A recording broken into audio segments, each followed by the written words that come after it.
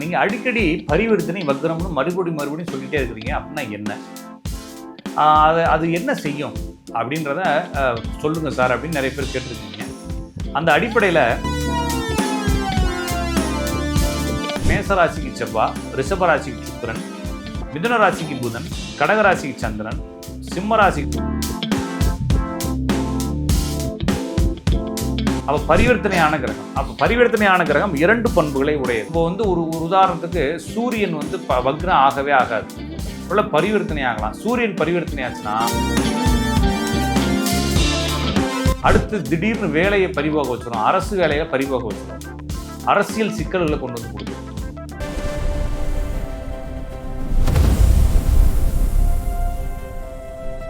OMG பக்தி நேயர்கள் அனைவருக்கும் அன்பு வணக்கங்கள். நான் உங்கள் ஜோதிடன் ராஜநாடி காப்பா. தொடர்ச்சியாக ஆன்மீகம் மற்றும் ஜோதிடம் சார்ந்த தகவல்களை வரிசையாக பார்த்துட்டு வரோம். இன்று நாம் பார்க்கக்கூடிய தலைப்பு, நீங்கள் அடிக்கடி பரிவர்த்தனை வக்ரம்னு மறுபடியும் சொல்லிகிட்டே இருக்கிறீங்க அப்படின்னா என்ன? அது என்ன செய்யும் அப்படின்றத சொல்லுங்கள் சார் அப்படின்னு நிறைய பேர் கேட்டிருக்கீங்க. அந்த அடிப்படையில் ஒரு கிரகம் முக்கியத்துவம் அடைந்தால் அந்த கிரகத்தினுடைய முக்கியத்துவம் வாழ்க்கையில் ஆட்டோமேட்டிக்காக வந்துடும். அப்போ நெகட்டிவாக தான் செய்யும், பாசிட்டிவாக தான் செய்யும். அப்போ வேலைகளை அது செய்யும், ஆனால் குடும்பத்தில் உறவுகளை பிரிக்கிறது எல்லாமே அதுதான். அப்போ வக்ரம்னா என்ன சார் அப்படின்னா, நம்மளும் இயங்கிக்கிட்டு இருக்கோம், பூமியும் இயங்கிக்கிட்டு இருக்கு. பூமியை சுற்றி இருக்கக்கூடிய கிரகங்களும் சூரியனை சுற்றி இருக்கக்கூடிய கிரகங்களும் இயங்கும் பொழுது எல்லாமே ட்ராவல் ஆகும்பொழுது சில நேரங்களில் நம்மளிருந்து பார்க்கும் பொழுது சில கிரகங்கள் பின்னோக்கி போவது போன்ற ஒரு தோற்றத்தை கொடுக்கும், மாய பிம்பத்தை கொடுக்கும். இந்த ஒரு இலூஷனை என்ன செய்கிறாங்கன்னா வக்ரம் அப்படின்ற வார்த்தையால் குறிப்பிடுறாங்க. இது இங்கிலீஷில் ரெட்ரோகிரேட் அப்படின்னு சொல்கிறாங்க. அடுத்து interchange or exchange or mutual exchange, இந்த மாதிரி வார்த்தைகள்லாம் சொல்லப்படக்கூடிய பரிவர்த்தனை. அப்போ நம்ம ஏற்கனவே வீடியோவில் பார்த்தோம், மறுபடியும் சொல்கிறேன். மேசராசிக்கு செவ்வாய், ரிஷபராசிக்கு சுக்கிரன், மிதுன ராசிக்கு புதன், கடகராசிக்கு சந்திரன், சிம்ம ராசிக்கு சூரியன், கன்னிராசிக்கு புதன், துலா ராசிக்கு சுக்கிரன், விருச்சக ராசிக்கு செவ்வாய், தனுசுவுக்கும் மீனத்துக்கும் குரு, மகரத்துக்கும் கும்பத்துக்கும் சனி. இதுதான் அதனுடைய ஆட்சி ராசிகள். இப்போ உதாரணத்துக்கு என் ஜாதகத்தை நீங்கள் வாங்கும் பொழுது புதன் கடகத்தில் இருக்கு. புதனுடைய ராசி கன்னி. அப்போ கன்னி ராசியில் சந்திரன் அமர்ந்திருக்கிறது. கடகம் என்பது சந்திரனுடைய ராசி, சந்திரனுடைய ராசியில் புதன் அமர்ந்திருக்கு. அப்போ புதனுடைய ராசியில் சந்திரனும் சந்திரனுடைய ராசியில் புதனும் மாறி மாறி அமர்ந்து கொள்வது பரிமாற்றம் செய்துள்ளார்கள் என்ற பொருள் கொண்டது. அப்போ பரிவர்த்தனையான கிரகம். அப்போ பரிவர்த்தனையான கிரகம் 2 பண்புகளை உடையது. அப்போ இந்த ராசியில் கூடிய வேலை செய்யும், அந்த ராசியில் கூடிய வேலை செய்யும். வக்ரமான கிரகங்கள் தான் அமர்ந்த ராசியினுடைய வேலையையும் தான் அமர்ந்த ராசிக்கு 12வது ராசியினுடைய வேலையையும் செய்யும்.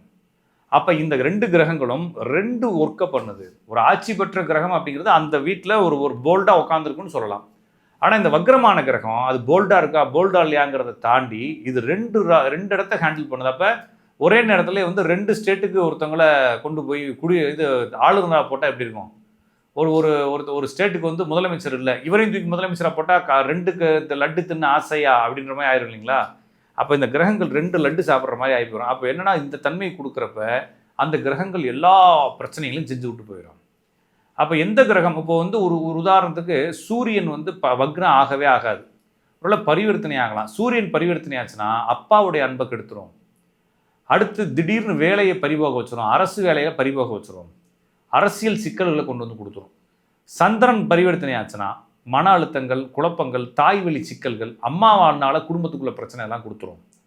அடுத்து புதன் வக்ரமும் பரிவர்த்தனை ஆச்சுன்னா படிப்பில் திடீர்னு ஏமாற்றத்தையும் காதல் பிரச்சனையும் கொடுத்துரும்.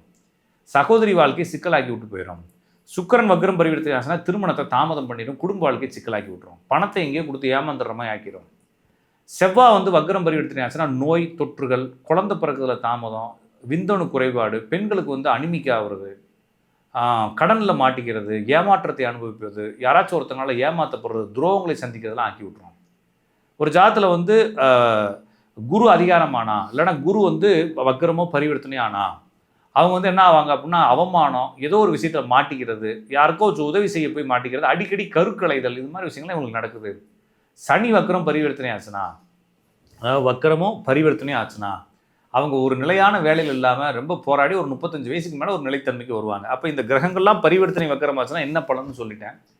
இதை சரி செய்ய முடியாது, அதோட சேர்ந்து தான் நீங்கள் இழுத்து கொண்டு போய் தான் வாழ்க்கணும் அப்படின்றப்ப ஒரு ஜாதகத்தில் எது வக்கரம் எது அப்போ ஒரு ஜாதகம் 2 கிரகம் வக்கரம், 3 கிரகம் பரிவர்த்தனை அப்படின்னா 2 கிரகம் பரிவர்த்தனை என்னதான் சார் செய்கிறது அப்படின்னா, அந்த பிரச்சனைகளை நீங்கள் ஃபேஸ் பண்ண தயாராக இருக்கணும்.